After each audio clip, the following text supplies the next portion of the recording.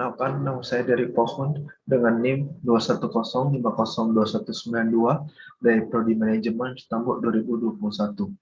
Perkenalkan, nama saya Mutiara Liva dengan NIM 210502144. Saya dari Fakultas Ekonomi dan Bisnis Prodi Manajemen. Perkenalkan, saya Jenisha Rahmadani Marpaung, NIM 210502239. Perkenalkan, nama saya Fahrul Ramdhani Rangkuti dengan NIM 210502167, Prodi Manajemen Fakultas Ekonomi dan Bisnis. Papua. Papua adalah provinsi yang terletak di bagian tengah Pulau Papua atau bagian timur wilayah Papua milik Indonesia. Belahan timurnya merupakan negara Papua Nugini. Provinsi Papua sebelumnya bernama Irian Jaya yang mencakup seluruh wilayah Pulau Papua. Di Papua ini, baru-baru ini terdapat konflik, yaitu KKB. KKB adalah singkatan dari kelompok kriminal bersenjata, yaitu suatu kelompok di wilayah Papua yang menebar teror baik kepada warga sipil maupun TNI dan Polri. KKB yang terjadi di Papua sering melakukan pelanggaran HAM, salah satunya adalah pembunuhan.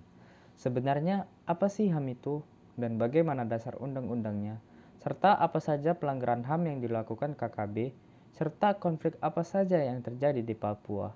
Berikut akan kami jelaskan. Pada kesempatan kali ini, saya akan menjelaskan mengenai pengertian hak asasi manusia dan undang-undang dasarnya. Hak asasi manusia atau HAM merupakan hak dasar manusia yang dimiliki manusia tanpa adanya perbedaan. Hak asasi manusia berlaku kapan saja, di mana saja, dan kepada siapa saja, sehingga sifatnya ini universal. Tujuan HAM dapat mewujudkan prinsip yang berkaitan dengan keadilan dan nilai-nilai kunci dalam masyarakat seperti keadilan, martabat, kesetaraan, dan rasa hormat. Berdasarkan Undang-Undang Nomor 39 Tahun 1999. Isi dari undang-undang ini adalah setiap orang berhak untuk bebas dari penyiksaan, penghukuman atau pemberlakuan yang kejam, merendahkan derajat dan martabat kemanusiaannya. Pada dasarnya, undang-undang memuat 10 hal pokok yang terdiri dari pertama, hak untuk hidup. Setiap orang memiliki hak untuk mempertahankan hidup dan meningkatkan taraf kehidupannya. Yang kedua, hak untuk berkeluarga dan melanjutkan keturunan. Setiap orang berhak membentuk suatu keluarga dan melanjutkan keturunan melalui perkawinan yang sah, yang sesuai dengan ketentuan peraturan perundang-undangan. Yang ketiga, hak untuk mengembangkan diri. Setiap orang berhak atas pemenuhan kebutuhan dasarnya untuk tumbuh dan berkembang secara layak. Yang keempat, hak memperoleh keadilan sesuai dengan hukum yang menjamin pemeriksaan yang objektif oleh hakim dan memperoleh putusan yang adil dan benar, serta diadili melalui proses peradilan yang bebas dan tidak memihak. Yang kelima, hak atas kebebasan pribadi. Tidak seorang pun boleh diperbudak atau diperhamba dan segala perbuatan berupa apapun yang tujuannya serupa. Yang keenam, hak atas rasa aman. Setiap orang berhak mencari suaka untuk memperoleh perlindungan politik dari negara lain. Yang ketujuh, hak atas kesejahteraan. Setiap orang berhak memiliki harta benda, baik secara sendiri-sendiri maupun bersama dengan orang lain, negara, dan masyarakat dengan cara yang tidak melanggar hukum. Yang kedelapan, hak untuk turut serta dalam pemerintahan. Setiap warga negara berhak untuk dipilih dan memilih dalam pemilihan umum berdasarkan persamaan hak melalui pemungutan suara yang langsung, umum, bebas, rahasia, jujur, dan adil. Yang kesembilan, hak khusus bagi wanita. Dan yang terakhir adalah hak anak. Hak anak ini adalah hak asasi manusia, dan untuk kepentingannya hak anak ini diakui oleh orang tua dan dilindungi oleh hukum bahwa sejak dalam kandungan.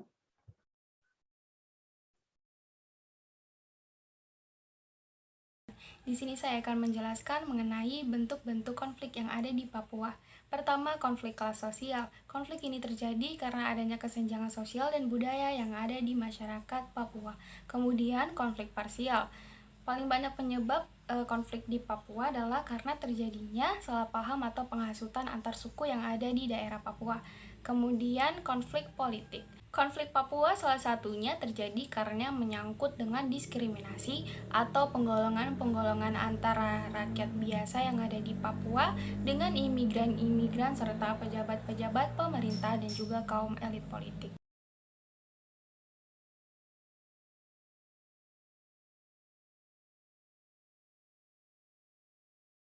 Saya akan menyampaikan pelanggaran HAM yang dilakukan kelompok kriminal bersenjata atau KKB yang dilakukan dari dulu hingga sekarang. Pada tahun 1966 terjadi pemboman udara di Pegunungan Arfak. Pada tahun 1978, 5 OPM atau Organisasi Papua Merdeka, pemimpin yang menyerah untuk menyelamatkan desa mereka akan ditangkap oleh OPM ini dan dipukuli sampai mati. Pada tahun 2002, pemberontak menyerang pada sekelompok profesor dari Amerika Serikat. 3 tewas, 12 lainnya luka-luka. Polisi menuduh OPM yang bertanggung jawab. Pada tahun 2003, sekelompok orang mengibarkan bendera separatis. Pada tahun 2009, terjadi serangan bom di Jayapura yang menewaskan 5 orang. Pada tahun 2010, pemberontak menyergap konvoi penambang Freeport. 9 orang terluka, namun OPM menyangkal untuk bertanggung jawab. Pada 22 Maret 2018, KKB menembak pesawat di Momim Air di Bandar Udara Kenyam. Pada 24 Maret 2018, KKB melakukan pembakaran di sebuah bangunan SD, SMP, dan rumah sakit di Kabupaten Mimika. Pada 13 April 2018, KKB merampok dan memperkosa guru. 8 orang guru menjadi korban penganiayaan. Pada 25 Juni 2018, KKB menembak sebuah pesawat Trigana di Bandar Udara Kenyam. Pada 2 November 2018, KKB melakukan penembakan pada warga sivil yang terjadi di Kabupaten Lanijaya. Pada 28 Januari 2019, KKB menyerang dan menembak rombongan Bupati Dunga di Mapen Duma. Pada 19 Mei 2020, KKB menyerang seorang prajurit TNI di kampung Mamboko, namun tidak ada korban jiwa. Pada 29 Mei 2020, KKB menembak warga sivil tanpa sebab. Pada 15 Agustus 2020, KKB juga menembak seorang ojek yang tidak berdosa di Intan Jaya tanpa sebab. Pada September 2020, KKB kembali menembak sebuah pesawat di Intan Jaya. Pada April 2021, KKB memperkosa belasan gadis di Kabupaten Puncak. Pada 2 September 2021, KKB membunuh 2 pekerja yang sedang membangun jembatan di Sungai Braza. Pada 15 September 2022, KKB menganiaya 6 tenaga kesehatan di Kirowo. Dinyatakan 4 orang diantaranya luka-luka, 1 orang tewas, dan 1 dinyatakan hilang. Yang terbaru pada 2 Maret 2022 adalah penembakan yang diduga dilakukan oleh kelompok kriminal bersenjata atau KKB terhadap 8 petugas PT Palaparing Timur Telematika yang banyak menarik perhatian publik.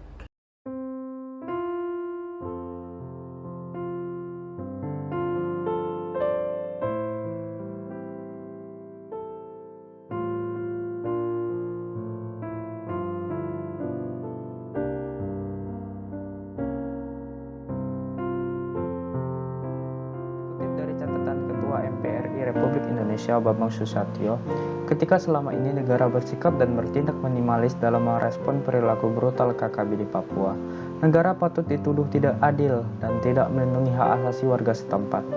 Agar warga Papua tidak melancarkan tuduhan seperti itu kepada negara, maka negara harus segera berbuat atau bertindak, agar korban jiwa di kalangan masyarakat Papua tidak lagi berjatuhan. Negara harus bertindak tegas terukur. Tindakan tegas terukur itu harus digelar untuk menghentikan pembunuhan dan teror kepada warga sipil di Papua. Ketika negara bertindak tegas dan anggota KKB menyerah, mereka harus dihadapkan ke proses hukum untuk mempertanggungjawabkan aksi kekerasan bersenjata yang mereka lakukan selama ini.